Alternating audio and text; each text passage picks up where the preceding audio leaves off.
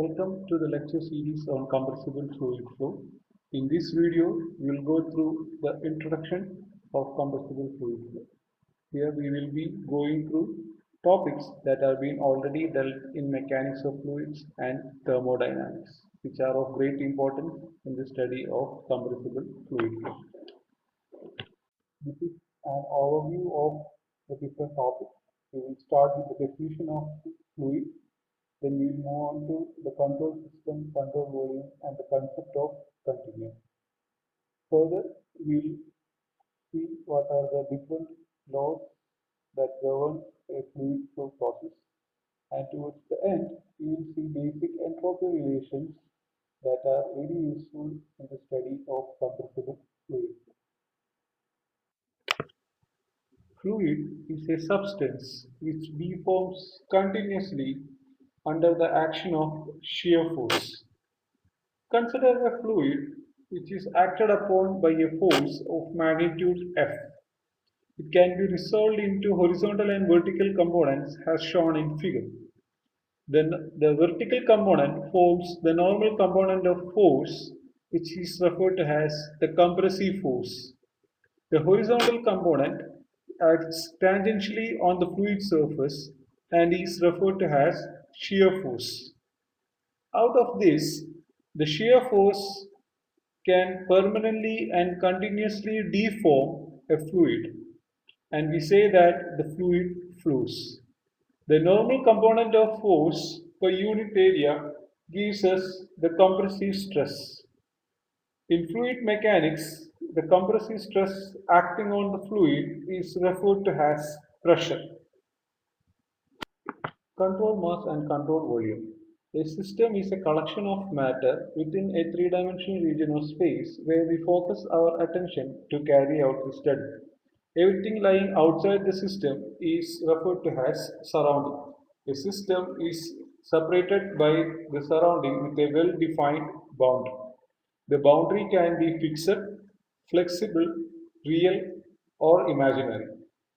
When the study is concentrated on a fixed quantity of matter, like the fluid trapped in a piston cylinder arrangement, it is called a system approach. In this, with the motion of the piston, the fluid deforms and there can be change in volume. There can be also energy interaction between the fluid and the surrounding medium. But throughout the process, the mass of the fluid remains constant. This mass is also known as control mass and the system is known as the control system. When the study is concentrated on a particular volume, it is called a control volume approach. Consider the case of a fluid flowing through a converging duct. In order to study what happens to the fluid during its motion, we consider a volume within the duct. And we see that the mass flows in and out of the control volume, and there can also be energy interaction. But the volume remains fixed. This volume is referred to as control volume, and the system is referred to as a open system. The surface that covers the volume is referred to as the control surface. We see that in this control volume we have real fixed boundaries as well as imaginary boundaries. Whereas in the case of our control system, we see that we have fixed boundaries as well as a flexible boundary. In case of study of compressible fluid flow, we always use the control volume approach.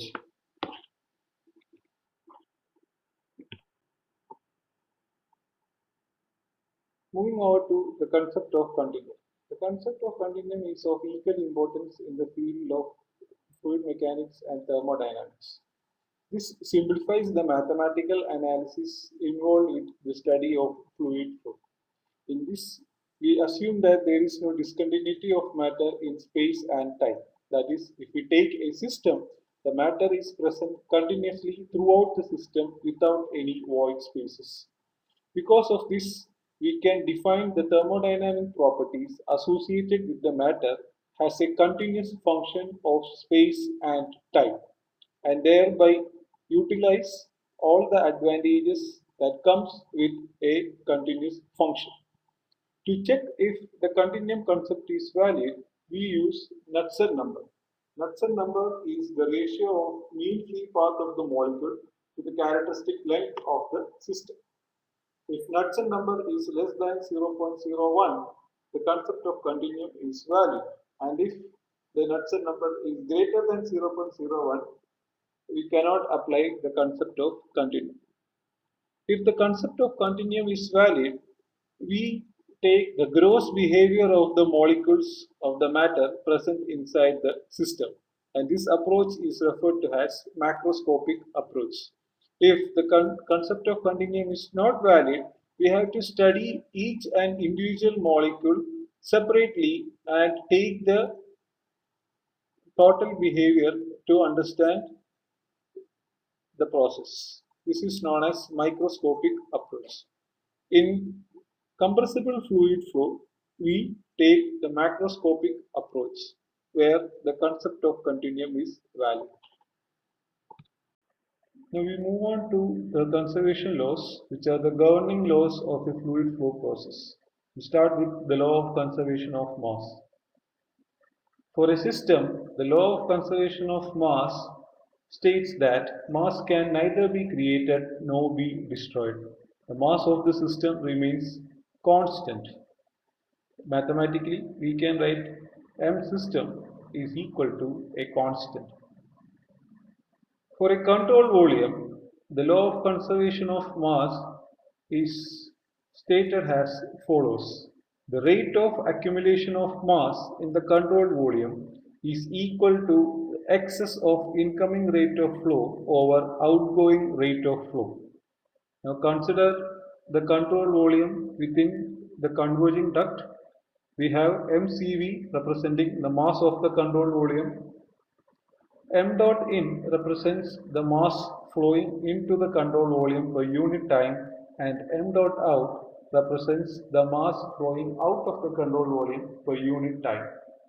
So mathematically we can write the law as shown in the equation, that is dou by dou t of mCV is equal to m dot in minus m dot out.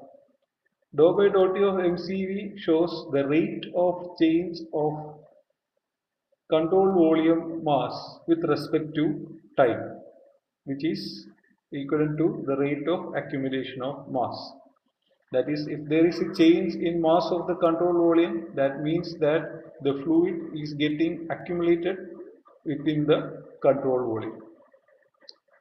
The m dot in minus m dot out represents the statement excess of incoming rate of flow over outgoing rate of flow. So it basically says that if there is a difference between the amount of mass flowing into the control volume and out of the control volume, and then the difference is resulting in the increase of mass of the control volume. The first equation gives the general form of law of conservation of mass as applied to a control volume, also known as the continuity equation. This can be written in integral form as shown in the second equation. It will have two terms. First is a volume integral over the control volume. The other one is a surface integral over the control surface. For a steady flow process, the change with respect to time is zero, and hence the control volume term reduces to zero. Then we are left with the term on control surface, which when generalized we get as rho AC out is equal to rho AC in for the control volume shown in the figure. Here rho represents the density of the fluid, A represents the cross-section area perpendicular to the direction of flow, and C represents the velocity of fluid. From this we can also interpret that the mass flow rate through the control volume is the product of density, cross-section area and fluid velocity. The next important governing law is the law of conservation of momentum. For a system, the law of conservation of momentum is nothing but the Newton's second law of motion, which states that the net external force acting on a body is directly proportional to rate of change of momentum of the body. We can mathematically write it for the system as shown in the first equation. Sigma F represents the next net external force. D by dt of MC system represents the rate of change of momentum. Here M represents mass of the system and C represents the velocity of the system, the product of which gives us the momentum of the system. For a control volume, the law of conservation of momentum is stated as follows.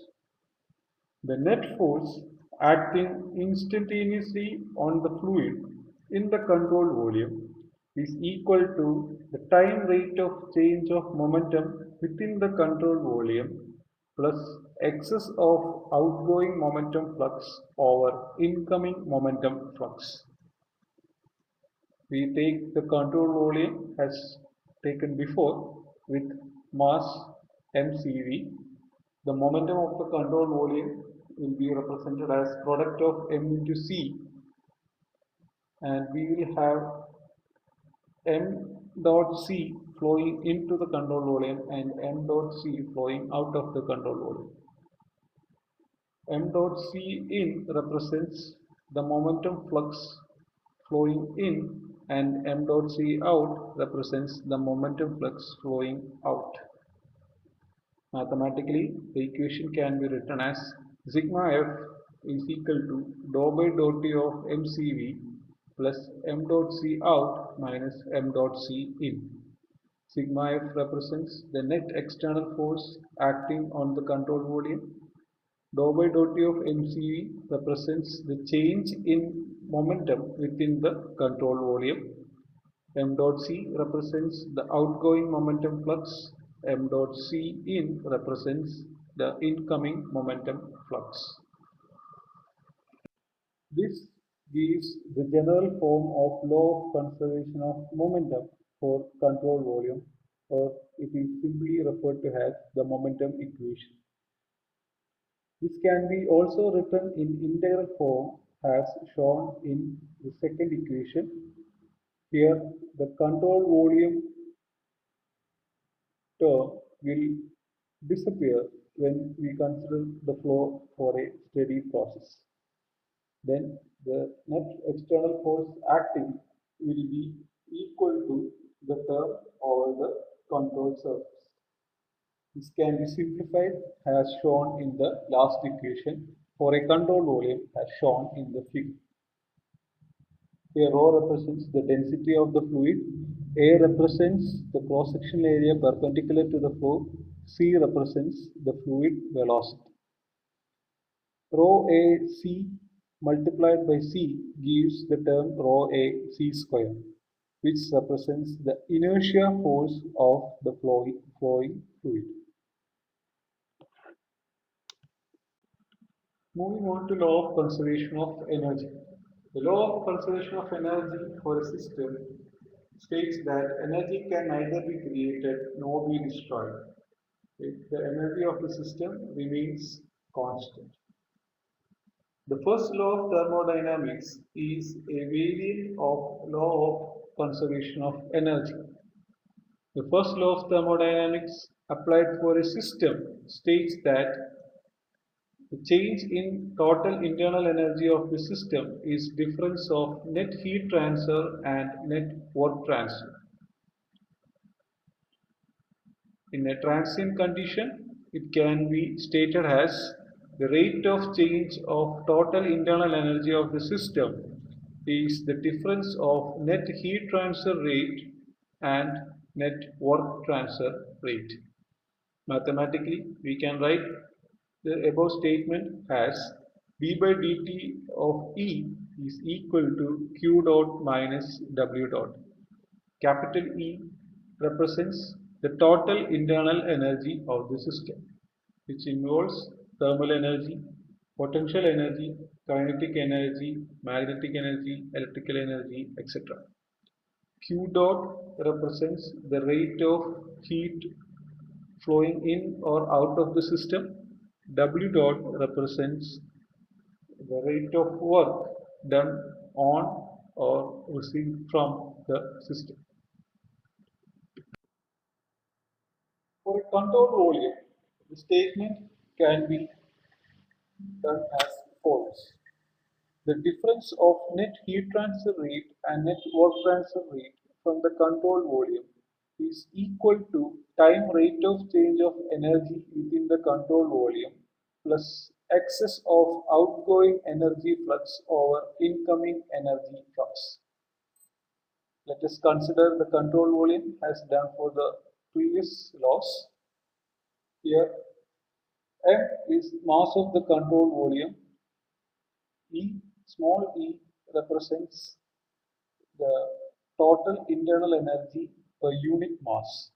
When multiplied by the mass of the control volume, we get the total internal energy of the control volume. M dot E in represents the incoming energy flux and M dot E out represents the outgoing energy flux. Mathematically, we can write the equation as Q dot minus W dot is equal to dou by dou T of ME of control volume plus M dot E out minus M dot E in. As told earlier, E is the sum of internal energy, kinetic energy, potential energy, etc. per unit mass.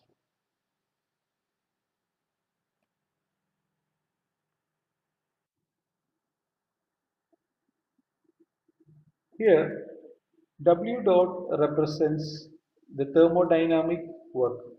This can involve shaft work as well as flow work. The flow work can be written as shown in the fourth equation. So W dot is equal to shaft work plus product of pressure and volume flowing out minus pressure and volume flowing in. When we substitute this in the above general equation, we can obtain the steady flow energy equation, which is represented by the final equation. This steady flow energy equation is of great importance in the study of fluid flow process involving thermal elements. Next, we move on to the entropy relations. The importance of second law of thermodynamics is emphasized through these entropy relations. The second law of thermodynamics in general states that the entropy of a system always increases. Using the first law and second law combined together, we can obtain the TDS relations given by the first two equations. From the TDS equation, we can obtain simplified equations to evaluate change in entropy of a system or a control volume during a particular thermodynamic process. So using these equations, we will be studying how the entropy changes during a compressible fluid flow process.